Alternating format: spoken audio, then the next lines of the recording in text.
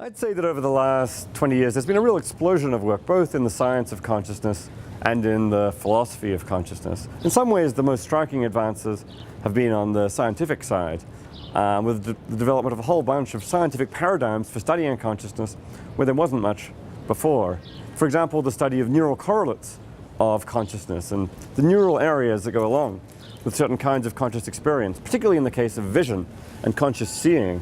We've got a really very refined experimental science of narrowing down those areas. The connection between consciousness and attention, the different modalities of consciousness, just a flowering of work in the science that didn't very much exist 20 years ago. On the philosophy side, of course, progress in philosophy is slower than progress in science. It's a fact we're used to, but again, there has been a whole lot of serious attention to many aspects of consciousness. One place where it's really made some advances is in the study of perception and representation within consciousness. Understanding, for example, the structure of a visual field in terms of the way it represents the world, analyzing the metaphysical structure of consciousness.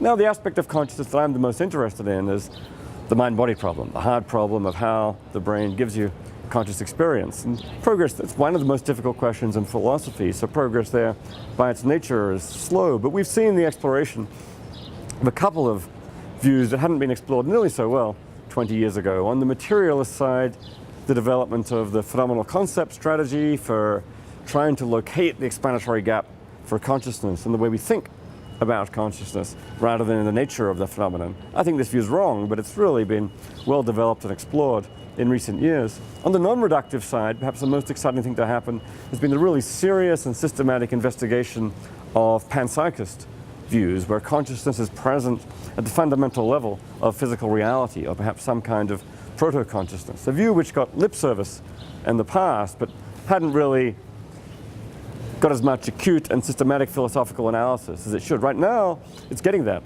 analysis. People have put forward some ideas, some of them quite speculative, but nonetheless rigorous, and we're getting criticisms, and the philosophical process there is taking place. And I think as a result, we're coming to understand the panpsychist view of the mind-body problem, of the problem of consciousness, much better than we did before.